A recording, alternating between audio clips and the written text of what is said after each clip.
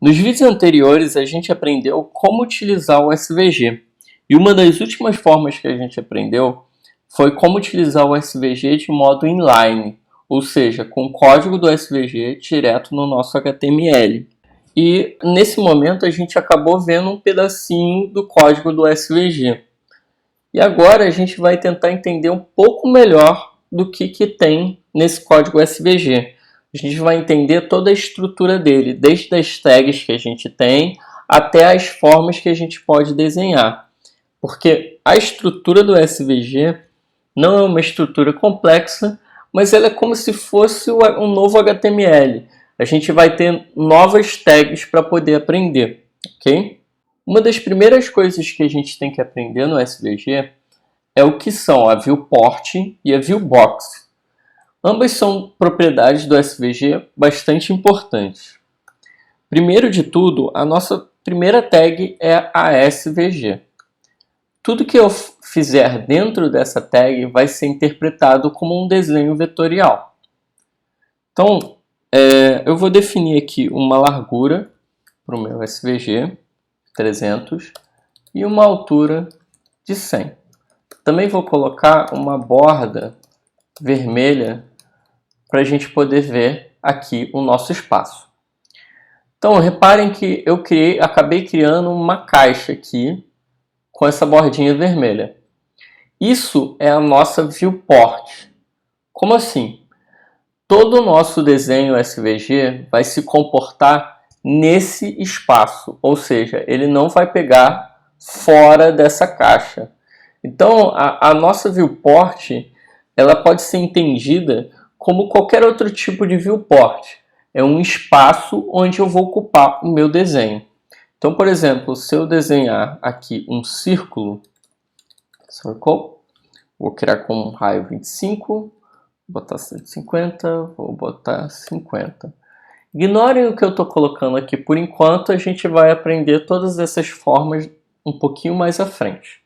Mas se eu salvar, reparem que eu já tenho um círculo bem ao centro, tanto verticalmente quanto horizontalmente. Ou seja, ele ocupou o espaço da minha viewport. Se eu colocasse o raio X e o Y, vocês vão ver que o ponto central vai acabar vindo para cá. Olha só. E reparem que o resto do meu círculo não apareceu. Por quê? Porque ele está fora da minha viewport. Ou seja, tudo que estiver fora não aparece no meu SVG. Então, essa é a viewport. Nada mais é do que um espaço definido para eu poder preencher o meu desenho. Então, vou retornar agora o tamanho. E o que seria a nossa viewbox? A viewbox também é uma propriedade que eu vou colocar aqui. É com B maiúsculo, tá, gente? E a viewbox ela recebe 4 argumentos. O primeiro argumento é o eixo X. O segundo argumento é o eixo Y. O terceiro argumento é o tamanho mínimo de X. Eu vou explicar um pouquinho mais à frente. Mas agora eu vou repetir o tamanho de 300 de largura. E o quarto argumento também é relacionado ao mínimo de Y. Então vou repetir aqui e vou botar 100. Se eu salvar, reparem que nada aconteceu. Por quê? Porque as proporções ficaram exatamente iguais. Então a minha viewport permaneceu intacta. E a minha viewbox também. Mas se eu mudar os valores da minha viewbox, algo vai acontecer. Então eu vou duplicar aqui o meu tamanho da viewbox e vou salvar. Opa! Reparem que tudo diminuiu. Se você reparar, o que era a metade do meu retângulo virou a metade da metade, ou seja, dividiu por 2. E a altura, que também era metade, também virou metade da metade, dividiu por 2. Tudo porque eu dupliquei o tamanho da minha viewbox. Já consegue entender mais ou menos o que está acontecendo? O que acontece é o seguinte, a minha viewbox, ela me diz um espaço que aqueles meus componentes vão se comportar dentro da viewbox. É como se ela fizesse um zoom in e um zoom out, ou seja, ela aumentasse e diminuísse a lupa. Quanto maior for o meu valor aqui, eu estou dizendo que eu vou ocupar mais espaço, são mais pontinhos no mesmo espaço físico, ou seja, ele vai acabar diminuindo tudo. É como se fosse a resolução da nossa televisão, do nosso monitor. Quanto maior é a resolução, mais coisas podem ocupar o espaço. Aqui é a mesma coisa. Quando eu aumentei a nossa viewbox, você repara que o círculo ficou menor, ou seja, eu consigo preencher mais coisas aqui dentro agora. Então, para eu botar de novo no centro, eu teria que duplicar os meus espaços. Então, meu raio teria que ser o dobro, seria 50. O meu centro do eixo X seria 300 e o meu centro do eixo Y seria 100. E reparem que eu voltei à imagem anterior, tendo que duplicar todo o meu elemento. Pensa na ideia das telas retina, em que o tamanho do iPhone era o mesmo, mas a gente tinha uma densidade de pixels maior, a gente conseguia ocupar mais coisas na tela do iPhone. Aqui é exatamente a mesma coisa. Se eu aumento a minha viewbox, eu quero dizer que eu vou ocupar mais coisas no mesmo espaço. Então tudo vai diminuir. Mas se eu diminuo, o inverso também acontece. Então, ó, eu vou voltar ao círculo que era pequenininho, aqui, e a minha viewbox eu vou botar a metade dos valores que estão aqui.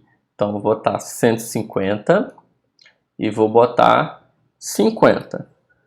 Se vocês repararem, o meu desenho ele foi todo para o lado agora.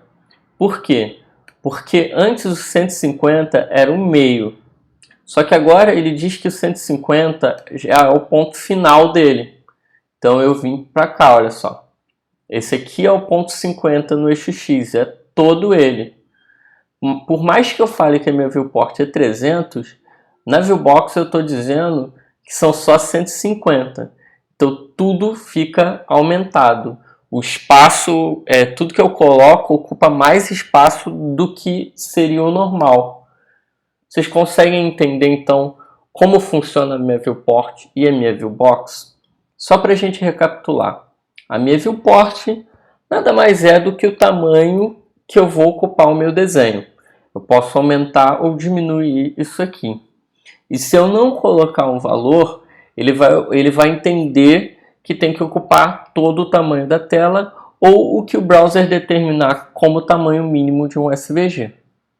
E a minha viewbox, pelo seu lado, ela é uma propriedade que permite a gente dizer qual vai ser a densidade de pixels, qual vai ser a quantidade de informação que eu vou conseguir colocar dentro daquela minha viewport. Se eu tiver valores iguais à minha viewport, os tamanhos serão todos proporcionais. Se eu tiver valores maiores, tudo vai diminuir. E se eu tiver valores menores, por exemplo, vou botar 50 agora, o meu desenho já quase sumiu, porque 150 já é quase lá no final. Ou seja, se eu boto valores menores, tudo vai passar a aumentar. Ok? A viewport e a viewbox são bastante importantes para a gente entender, porque quando a gente for trabalhar com a parte de responsividade, as duas vão ser trabalhadas intensamente. Então é bastante importante que você fixe bem o significado dessas duas propriedades.